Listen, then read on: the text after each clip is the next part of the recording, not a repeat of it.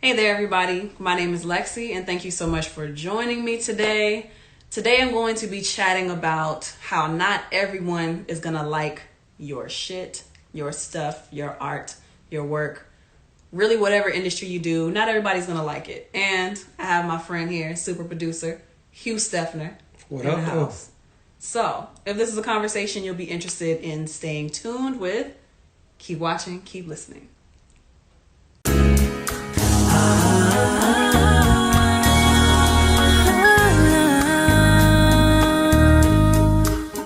What would you say this was about? Because we kind of went all over the place as far as topic. I'm trying to think how to sum that up because we touched That's a lot. not everyone's gonna like your stuff. Be careful how you treat people and how you react Respect. to people not liking. Respect. I guess you could say artist, engineer, chemistry, That too. Yeah. vibes. Yeah, just going off of the vibes and how to work with one another.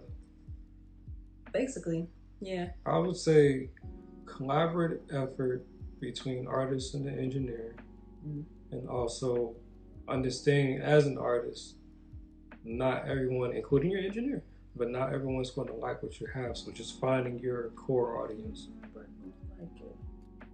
Just not. And stop looking at me, the engineer, for approval after every bar.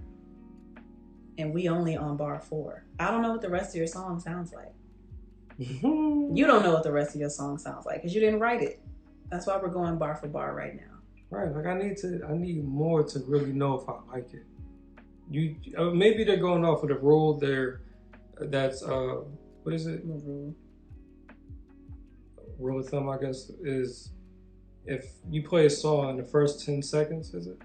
Oh, if they don't grab their attention in the first 10, then it's not dope or whatever. Maybe a lot of artists are going off that logic. I don't like that. You know why? Why? That pause though. And I guess you could call me a rebel. I don't like following the trends, which is weird because I know that I'm, trying to be in the industry or whatever. But the listeners and the audience have short attention spans, so you got to cater to that short attention span. It's making people have even lesser attention spans, in my opinion. And I don't like it. Ooh, let's see a paragraph. Let's see what Mixed by Black has to say. When it comes to the whole collab, my best way, not the studio collab, but collaboration. When it comes to the whole collaboration, my best way to give you my best opinion is to record it. If you ask me something, let's record and hear it. If we don't like it after that, keep going or just leave. LOL. Yeah. And I have to explain that to some clients, like, especially the ones who are more used to doing like live performances versus coming into the studio to record. The beautiful thing about being in the studio is we can record it until you get the absolute best performance that you feel like you can do. You don't have to do everything in one take if you don't want to. You don't have to. It's not the 90s. It's not the 90s. You got to one take it. They did one takes in the 90s. I'm thinking like 60s.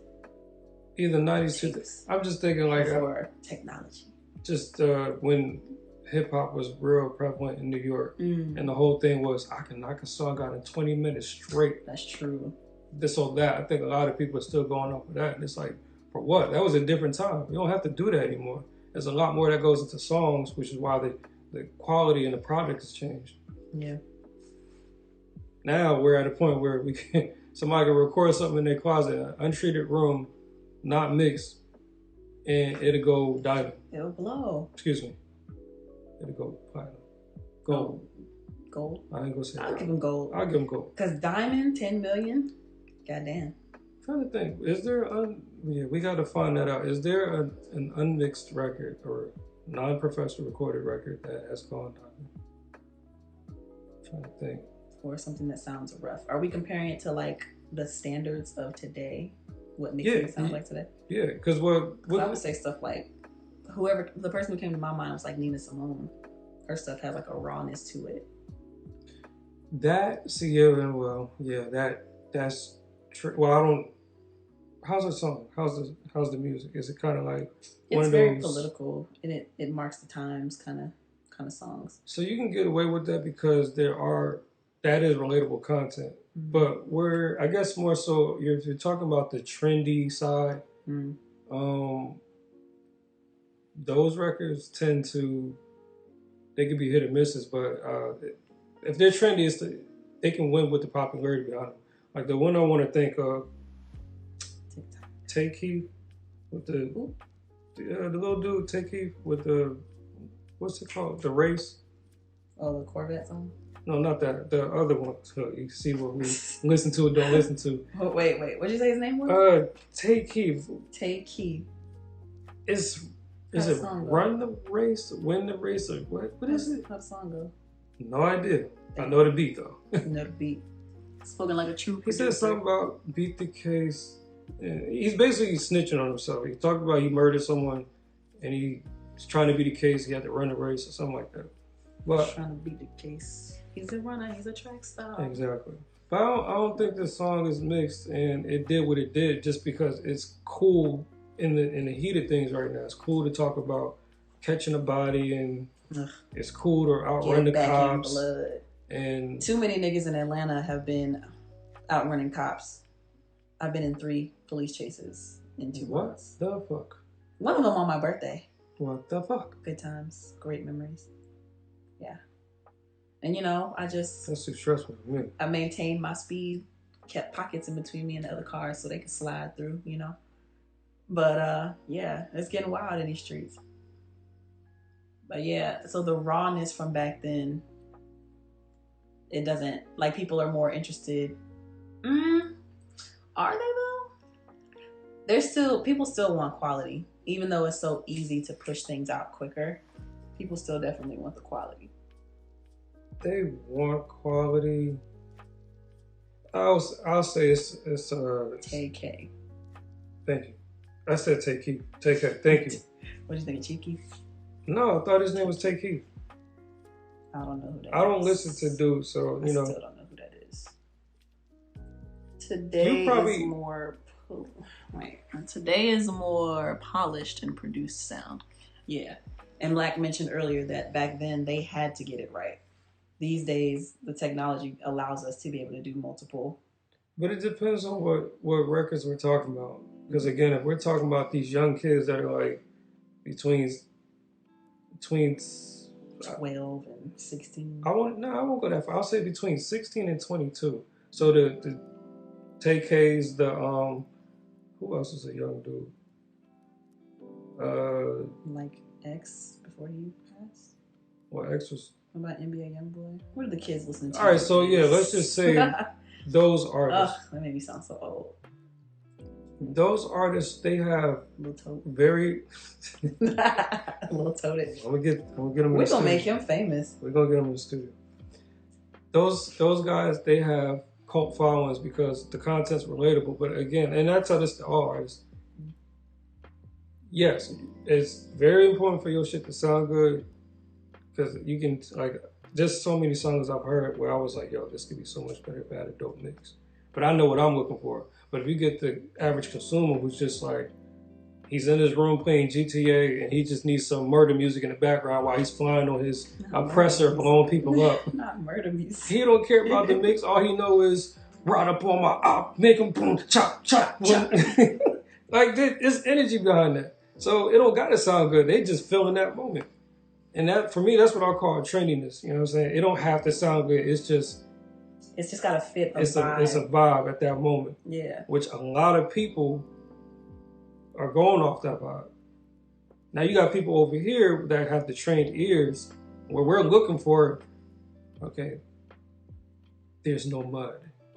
The high ends aren't too crispy to where they're piercing my ears. And those, when people ask me to critique a song or tell them what I think about it, I definitely have to ask them, like, okay, what way?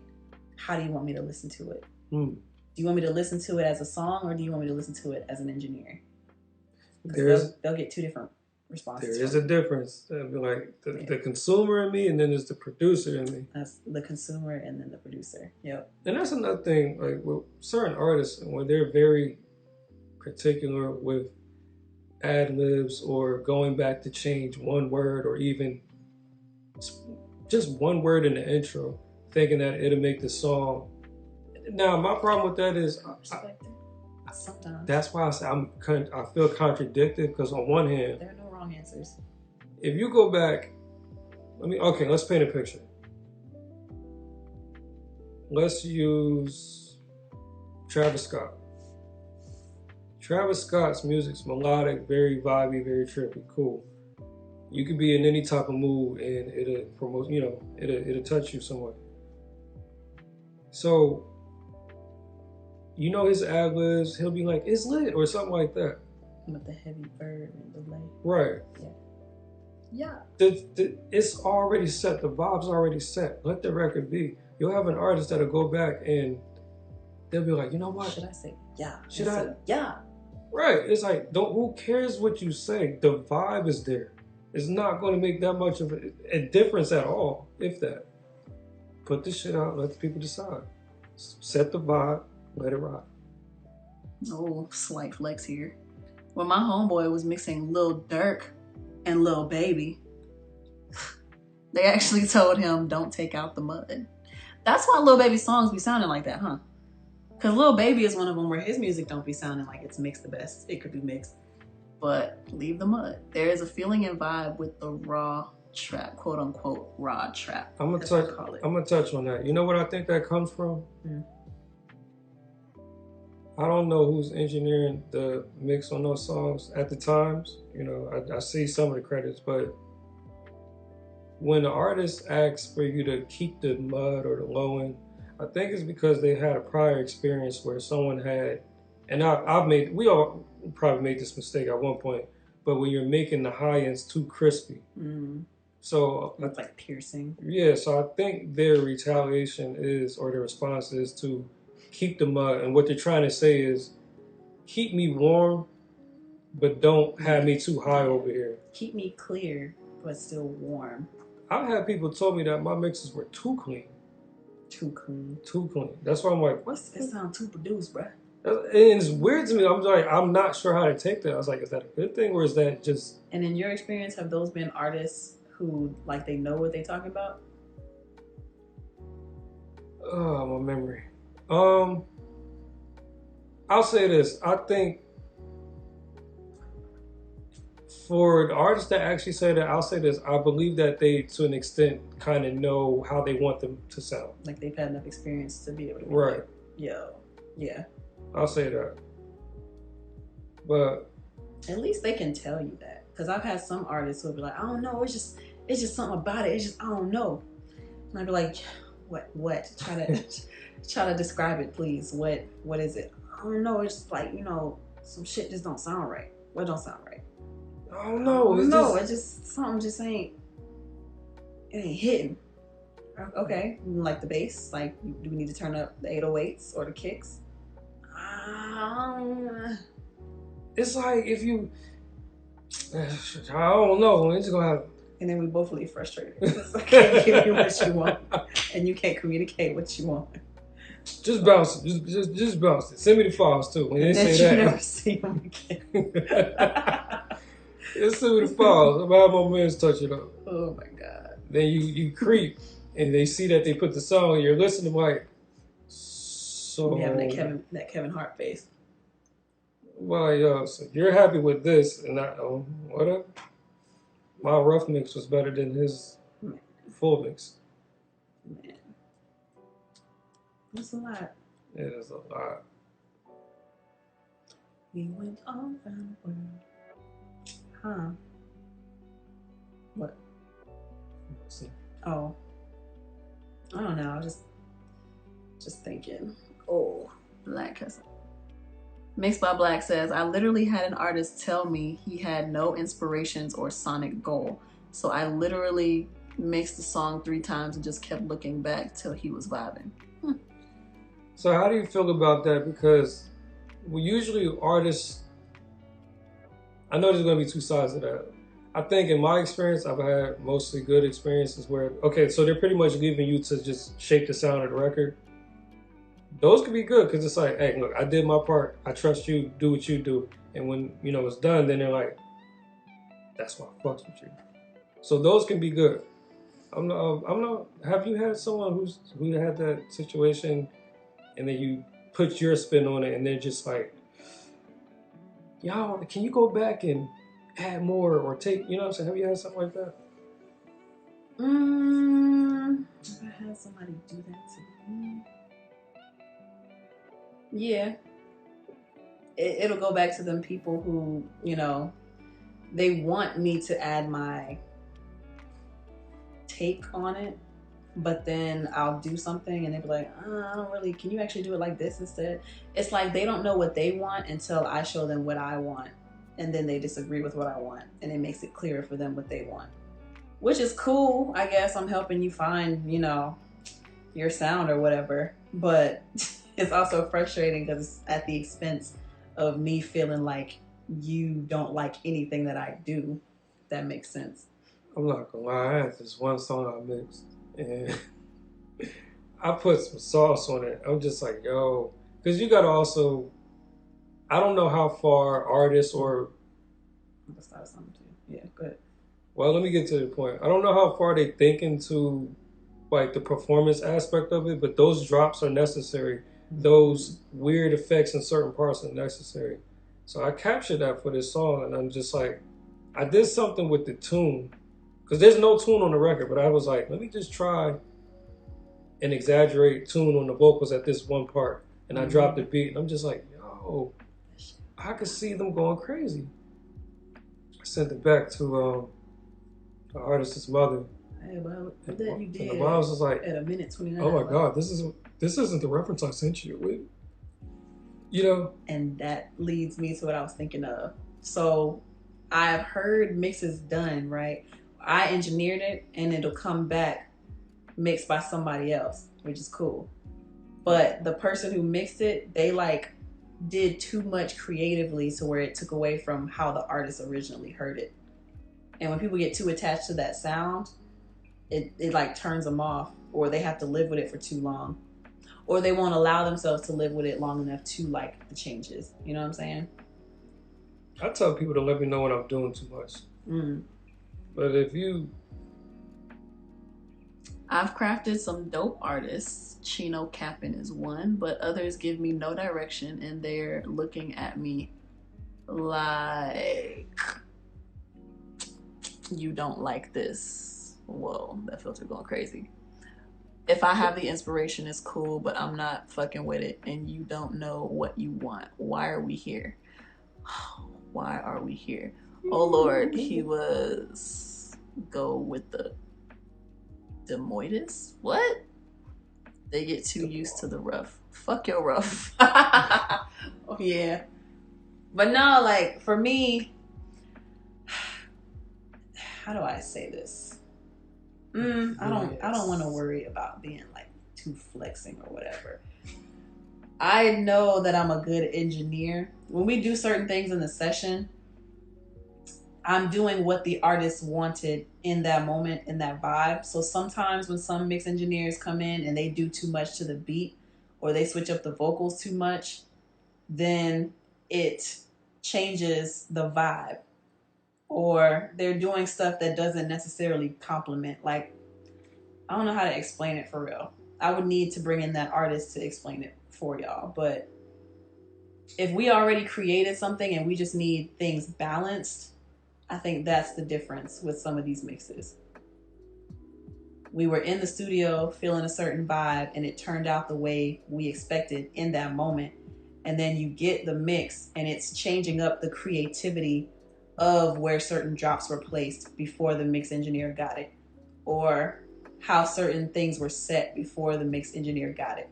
If you can maintain those settings but make it clear and make it work within the whole of the song, then I think that's part of the science of mixing it. But if we get the record back and it's you've completely changed the drops, or even because changing the drops will change the vibe of the song that we originally heard for ourselves.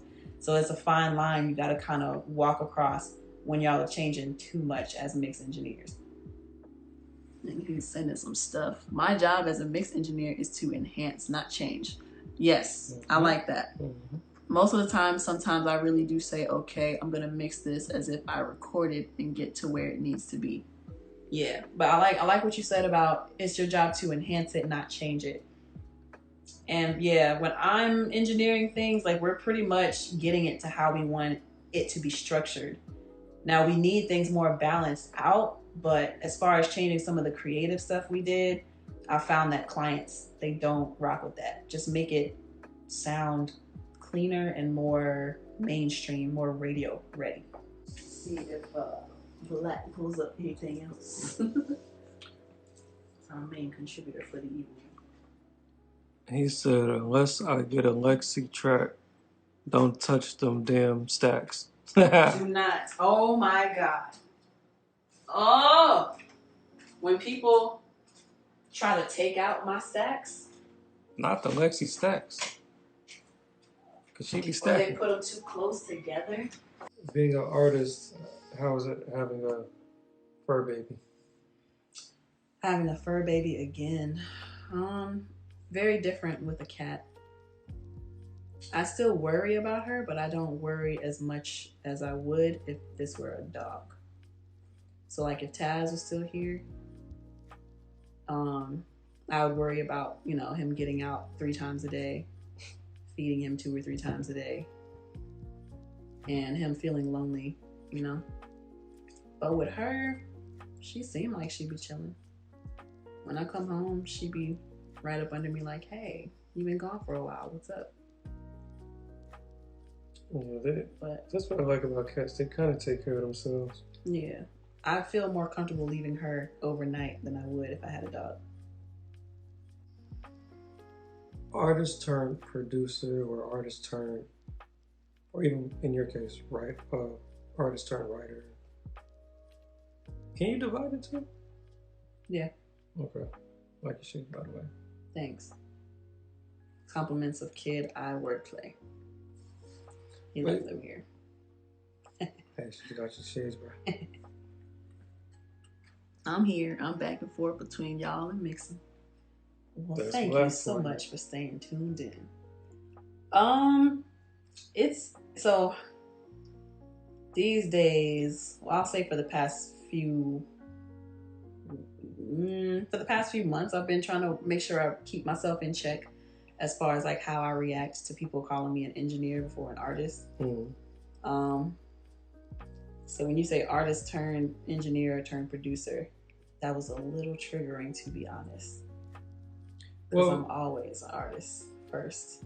Well, no, I meant like just because again, you do have multiple skills, but just in your case would be being the artist who's adopted to being the engineer as well. Because my whole thing is,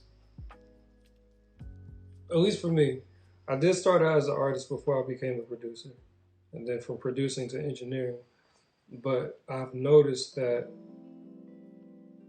it's great to have all 3 because it helps in other categories. So with my engineering, it helped my beats to, you know, sound better.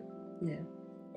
And it's also helped me to kind of help artists to deliver their vision better, because it's like, okay, I got these sounds and I got these, but that could also be the producer hat too.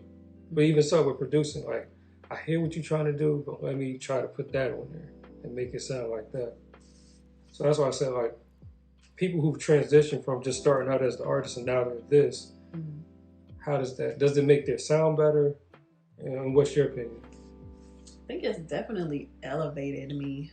Because I've always known I wanted to be a singer, but I realized that I had to know how to do more than just sing. So that's where my interest in engineering came from. I actually started engineering in middle school when I think about it. Oh, wow. Yeah.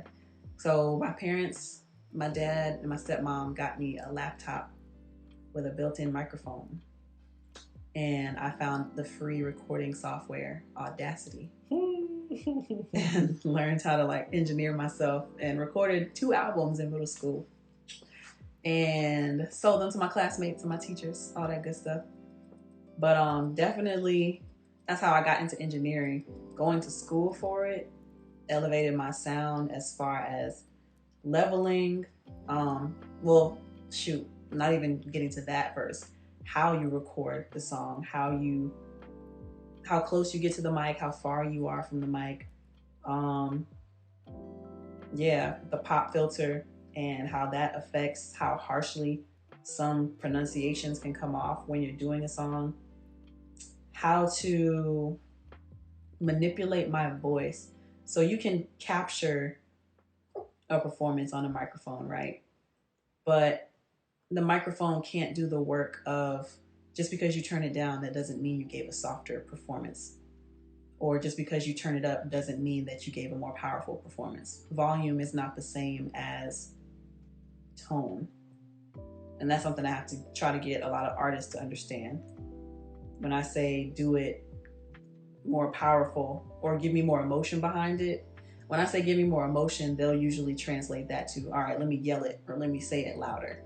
But that's not actually what I'm getting at. So becoming an engineer, it's allowed me to recognize like the science of recording and different techniques to get the best performance out and different ways to show different emotions through the recording. And then eventually, as I got into more mixing, how am I leveling things? How many stacks am I putting into things? How am I layering and placing those things to make the song sound more full? And yeah, different plugins that I use. I tend to like to use more reverb than other people or than what's been on the radio, I've noticed. So just because it feels fuller, it feels thicker to me. But also having to learn that if you put too much, it'll make it sound too like cluttered. So it's definitely elevated me as an artist. I feel like you should try to understand every aspect of the craft when you're in music, not just the one thing that you do. Try to learn everything surrounding it as well, at least to be able to communicate what you want from someone else who might know more than you. Communicate to them how to get the sound that you're looking for. It's definitely helped me to become a better producer, better vocal producer. Do you want to talk about how you're kind of getting back into being an artist? Oh God! Whoa! First, no, I'm not getting back into being an artist. You're not? Oh, okay. Well, a conversation with Fresco too. Oh God. Well, you know what? Now that I think about it, because I am. Yeah, I guess that would be. Or would you say, has your passion shifted from artistry to production?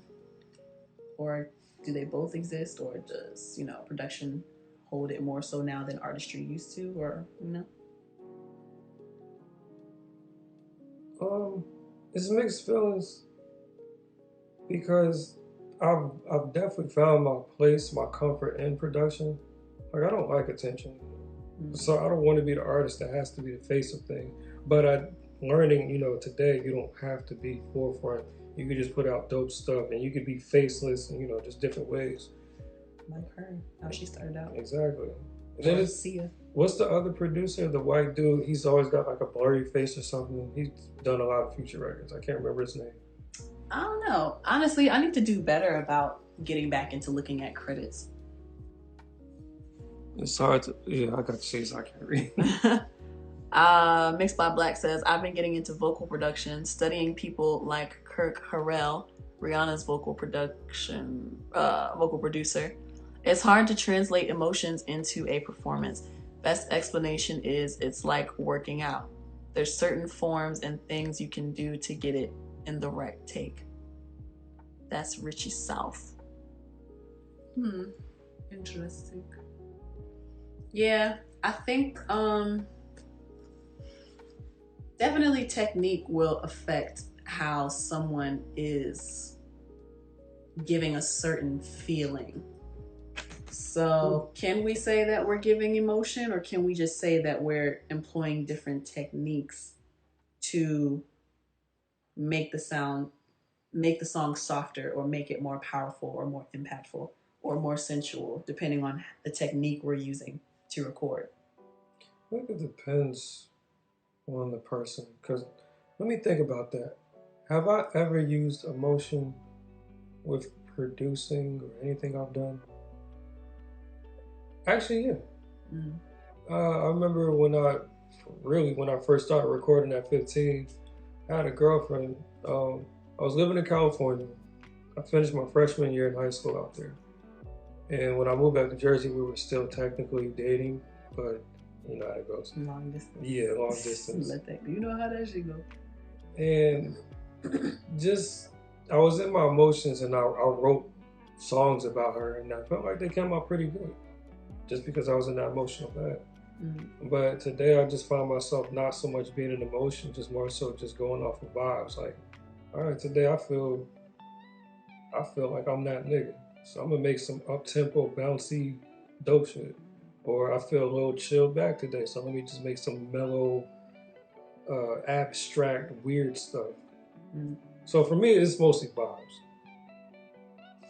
Yeah, for me, it just depends how I'm feeling at that moment. So yeah, the vibe. Like when I did Rundown, I was upset at a nigga. Fuck nigga. Was that also? How do I fuck shit? Fuck shit. I said fuck shit. Close enough. Fuck these niggas on this fuck shit. Yikes. Whew, I'm gonna have to bleep out so much. Fuck shit was definitely about a fuck nigga. Yep. That, and everything that I write is based on a true story. Sidebar. Whether I went through it personally or observed it from someone close in my circle, or even if I just saw it on TV, it depends how well I feel like I can translate the story. But how did I come up with the concept for Rundown on a nigga? Because I haven't played it for you, have I? I don't think I recorded it by the time we hung out that day. And after you answer his question, I'm going to answer your question about the artistry. I had to think about some stuff. Okay. Mixed by Black says, my biggest thing to get out of artists is conviction and believing the lyrics. I believe artists should take an acting class, being able to use other emotions to fuel a performance. Yeah. Well, yeah. Well, you break it down like that, I feel that. Yeah. It's like, make what you're saying believable. Because I say this all the time. I'm like, okay, you're talking about, let's just take a typical breakup record from a female artist. Mm-hmm. 2 a.m., you know, the same on 2 a.m. calling your phone. Put some emotion behind that, because it sounds like you're just throwing it out there just because it sounds good to say with what you're going, you know, with the topic. But no, make it believable. Put a run behind it.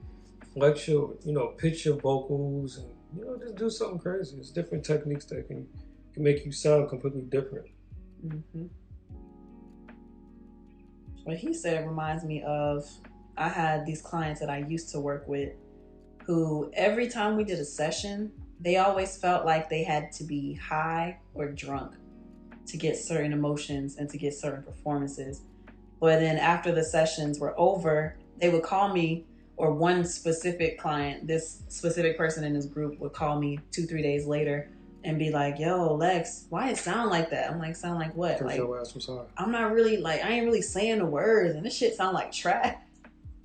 And I'd be like, well, I tried to tell you in the moment, but yeah, you were too high or you were too drunk. And when I tried to correct you in the moment, you weren't taking my advice. So that's why it sounds like that. You got to come back and now we got to do it again. But the point of me saying that is, artists, we have to be actors in a way. If you have to smoke or drink every single time you come to the studio to get a certain emotion or a certain vibe, what are you going to do when you have to do a 50-city tour? Are you going to have to depend on drinking or smoking before every single show? Like, you have to be an actor and you have to be able to take on different roles and different emotions for the song. Like, think of the song as a script. Even though it may not be written, But what do you want your audience to feel? How do you want them to react? But if you have to depend on things outside of yourself to get that vibe, then I feel like those kind of people aren't going to make it last long enough because they don't, in my opinion, have a good understanding of what this is that we're doing making the song. You're just going off of what you see on TV. Oh, they do drugs and they drink, they go to the club all the time. So that's what I need to do to be this artist, but you're not on that level yet. I want to do those artists actually think about what they really want, long term, short term. Because I feel like I have come across some artists that, you know, they're heavy into drugs and it's like, hey, I know I ain't going to be hot in 10 years. I'm just trying to get on now, make a little bit of money, and then put on my next man who actually is the artist. Maybe this is your speculation. That's my speculation. And they may not just know it. Because I ask a lot of artists, part of my consultation, what do you want from this industry? And that could be short term and long term. You want to open a label? Do you want to sign artists? You know, you want to be the next Kid Cudi? What do you want to do? And just, I didn't want to say Beyonce, so I had to go Kid Cudi. I was thinking Beyonce. That's like everybody wants to be Beyonce.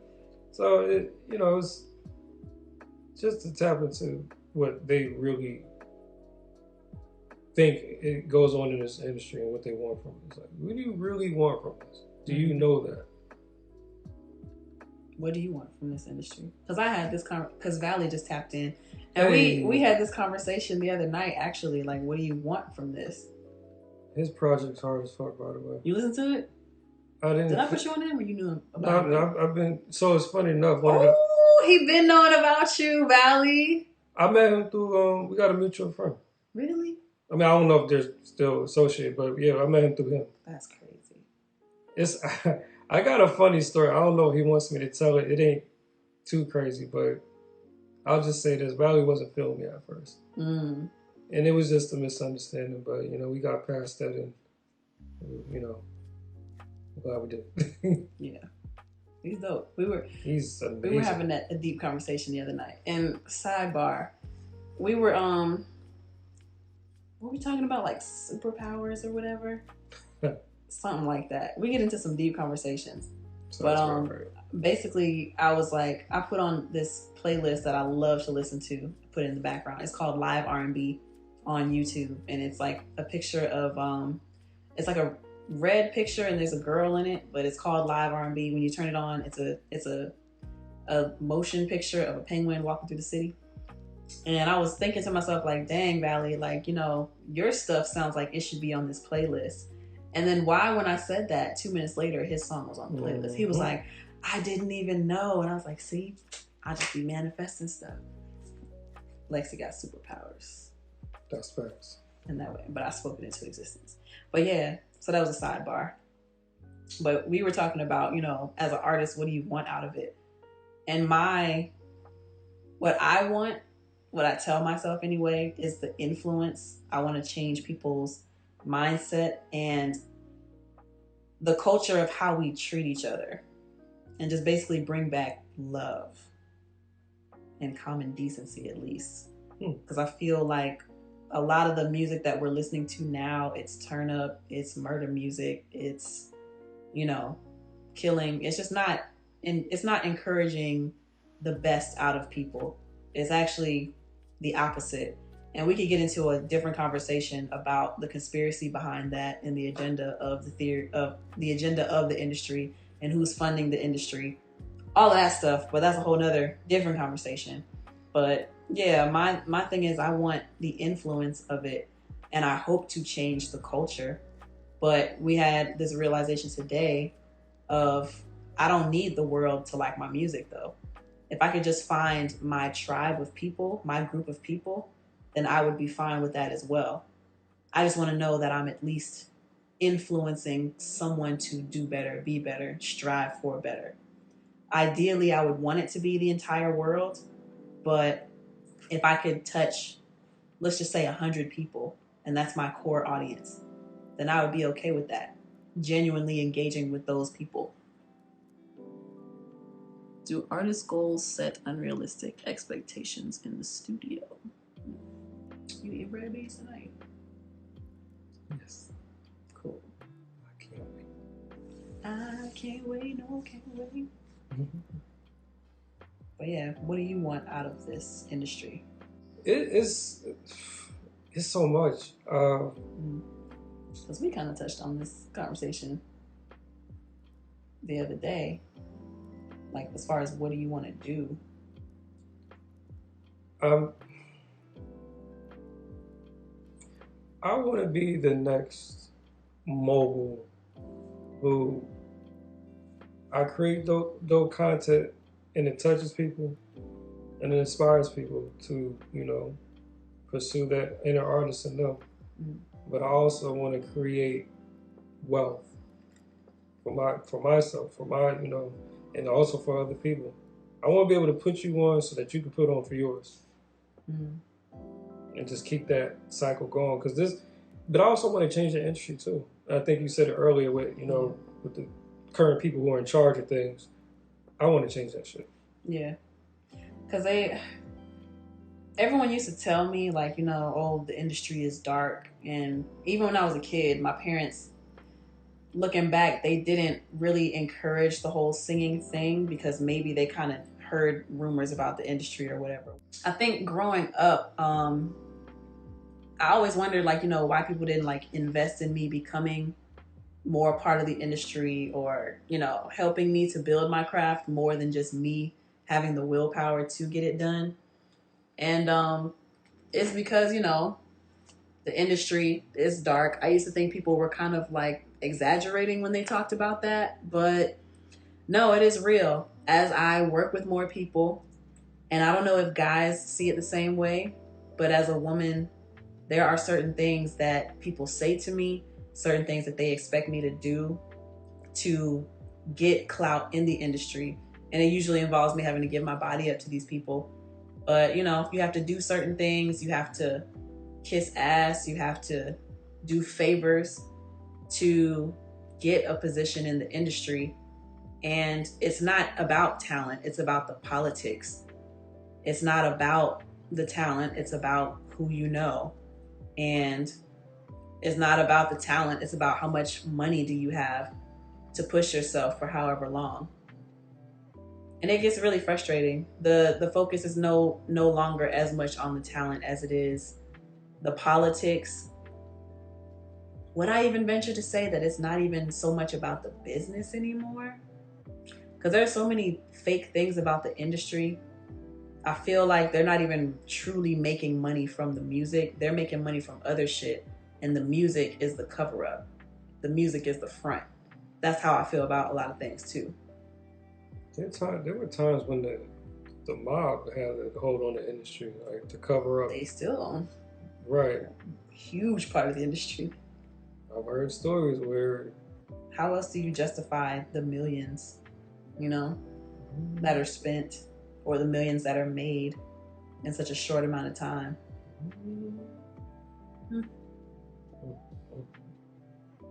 But yeah. So I would love to see that culture change as well. Because it's just, and then when you make it about the antics that you're doing around the music versus the actual music, we're just losing so much of a connection and we're losing so much substance. Of course, all this music, it has its place, right?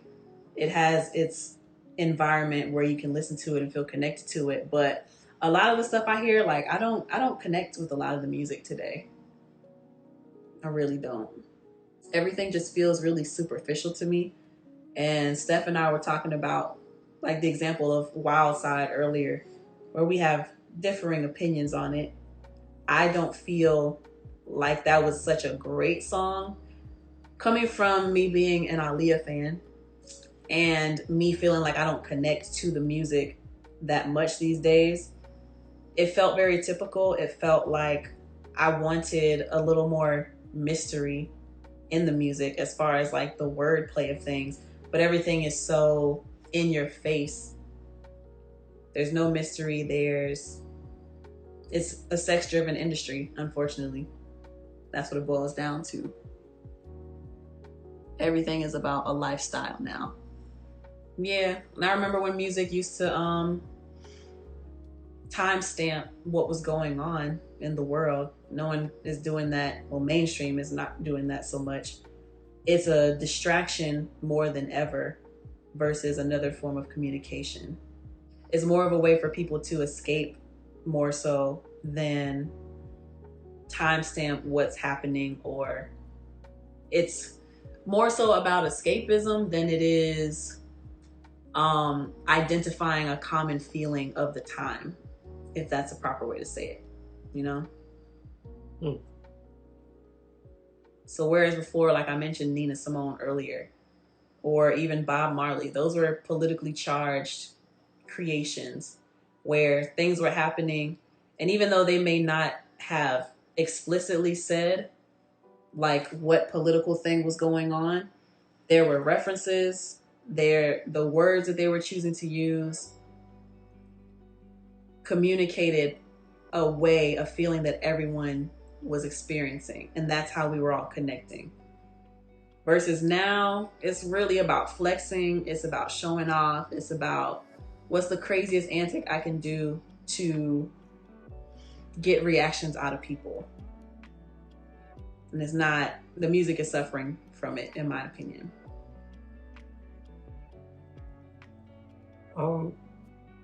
I was still thinking about the Wild Side song. Mm-hmm. I don't know. For me, I'm just big on melodies, and again, just the fact that 1 minute, I felt like for me there was definitely some wordplay there. But again, going into wordplay or melody? Well, melody play. Excuse me. And when you listen to a song, are you looking at it more for the production or definitely the overall song production? Definitely the production. That's how I kind of came to the conclusion of how I became a music producer. Mm-hmm. I've always been able to remember beats. Like I can remember every instrument I've heard, and I can like, it's real familiar. But I can't recite lyrics to save my life. I can't. None of the popular songs. You know, maybe to certain songs that I'm in my bag with, I can. If there's playing, I can recite it. But right now, I can't tell you my favorite song word for word. Mm. I sure know that beat though. That beat though. So you had a gun to your head. I'm dead. And you had to reproduce a song. Oh, excuse me. Which song would it be? It could be anything. Reproduce Wild Side. I'd love to. Gun to your head. I actually thought about doing the Jersey Club mix to that. Dude, why ain't you done it yet? The fuck, why? That's what the fuck I be talking about. Like, y'all niggas be really playing out here. Like, you know what I'm saying? Mad talented, you know what I'm saying? You feel me? I don't know. The eye marquees of the Jersey music, you know what I'm saying? What they call it? That's it, Jersey Club music. Jersey Club music. Or booty bounce music. That was the other nickname. Booty bounce. Oh, I like that. Booty bounce music. And that was booty bouncing? Yes, man. It's the biggity bounce it. That's New Orleans bounce. Biggity, biggity, biggity, biggity bounce it. Of course you can say it with your talented ass. Biggity, biggity, biggity, biggity, biggity, biggity bounce it. Can you say biggity? Biggity. Biggity, biggity. Giggity. No, not giggity. Biggity. Biggity. Biggity, biggity. See, I can't say giggity, giggity. Like, giggity gets me, but I can say biggity, biggity, biggity. How did you? I don't know. She said giggity. Giggity, giggity, giggity. I have to think about it too hard. I can say biggity, biggity, biggity a lot better. I could do that much, but when you start biggity, biggity, biggity, bounce it, biggity, bounce it, biggity, biggity, biggity, bounce it, biggity, biggity, biggity, biggity, biggity, biggity, bounce it, bounce, bounce, bop, do, bop, bop. I like that song. I like that song. It's a classic New Orleans. You're an entertainer, dancer. You're just so talented. Brr, stick 'em, hot, hot, hot, stick 'em. Brr, stick 'em, hot, hot, hot, stick 'em. I think I've lost my rhythm. I think so. I don't like dancing. I mean, not that I don't, but I don't. How you feel about these rappers that come in and they can't stay on beat?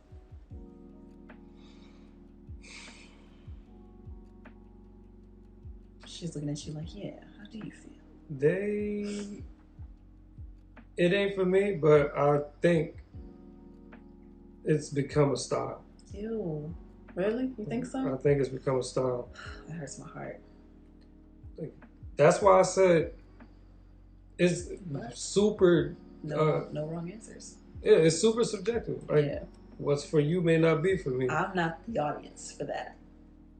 The blue faces of the world. I'm not the audience. I'm not the target. Have you seen that meme where it was like blue face? What was it? He's not the only one that's done it though. He's the only like example recently I can think of though. Recent example. Like really, really bad. But it was like, hey, you want to get on this song with me? Yeah. I already sent my verse. It's like, nigga, we ain't even sent the beat. I'm good. Oh my God. But like, if our voice is nothing but another instrument, right? Mm-hmm. If your instrument is out of step with all of the other production, who's dancing to that? That doesn't feel right, you know? But I worry, can these new rappers feel anything at all? Feel as far as? In general, like human existence. The music, so if we're getting to like a deeper topic of agendas and conspiracies, I feel like our humanity is under attack with some of the music that's been coming out. And the reason why I say I wonder if these dudes are even feeling anything anymore is because they can't tell, let me follow the snare for how I'm doing my rhymes, or let me follow the kick, or, you know, like they're just not in tune with the beat. I think when I deal with that, because I had that happen recently, going back to just being prepared. So if you're, it's that time. It is that time. Double up. If you're the artist that comes to the studio and you're reading straight from your phone, you're not prepared. So you're more focused on getting everything out that you're seeing. You're focused on reading it versus like just being comfortable and just delivering it to the best of your ability. Mm-hmm. And then you go back like, oh crap, did I say this right? Did I lose my place? This don't look right. You focus on the wrong thing. And I think that's what the issue is. Shut up. You couldn't hear that until Steph said something. He said, damn, go eat. Oh no, yeah. These iPhones, the audio is pretty good. Thank y'all so much for joining me and Hugh Stephner in our multiple conversations today. Doesn't matter which one you're seeing, if this is the first, second, possibly third installment of our conversation. Thank y'all so much for tuning in with us and chatting with us. You got anything you want to share with people that you might be working on? Or that you're about to release? Or any last words? Anything, for real. Well, real quick, so going back to what you were saying about me reintroducing myself as an artist or retapping into that experience, mm-hmm. I am looking to start putting out Jersey Club records because it's grown to the point where everyone's familiar. Like whoever has a TikTok, you've heard of a Jersey Club record. Mm-hmm. There's challenges and so forth. So I am going to be doing that. If you have a dope song of yours that you like and you need it remixed, put a Jersey spin on it so it can go viral, hit me up because that's my specialty. I am born and raised in New Jersey. Acapellas? I need acapellas and an instrumental. Shit, if we get really creative, I can even remake the beat and just use the acapella. But just depends on where my mind is with it, how I vibe with it. Interesting. I like that. And where can the people find you, Hugh Stephner? Instagram, because it used to all be the same thing, but I changed it. Steph C, baby. Everything used to be Steph C, baby, but I believe everything is now under Hugh Stephner. HUGHSTEPHNER. Hugh Stephner. Sneffner. Stephner. There you go. Did I say Sneffner? Sneffner. Hugh Stephner. Hugh Stephner, everybody. So yeah, thank y'all so much for joining in on the conversation. Let us know what you thought about the conversation in the comment section down below as the cat chews on the tripod.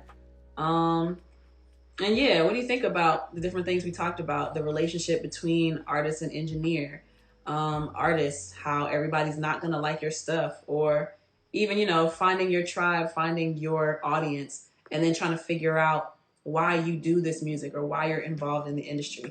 Let us know what you think about any of those conversations in the comments down below. And if you would like to support me, see me do more of this creative content and have more time to do this kind of stuff, then please make sure you support me on Patreon at patreon.com/LexCATL. That's LexCATL. It's LexCATL basically on everything around the world. For as low as $5 a month, you can get exclusive content that the general public has not seen, and you will get access to this content way before the general public. Whereas I might do this, like, you know, let's say today's a Monday, but I might not release it for another 2 weeks. If you're a patron, I don't know what that was. If you're a patron, you can see this as soon as I upload it, not when I make it public to the general public. So if that's something you're interested in, then make sure you go to patreon.com/LexCATL to support me for as low as $5 a month. But thank you all so much for joining us today. My name is Lexi. This is Hugh Stephner. Peace. Peace.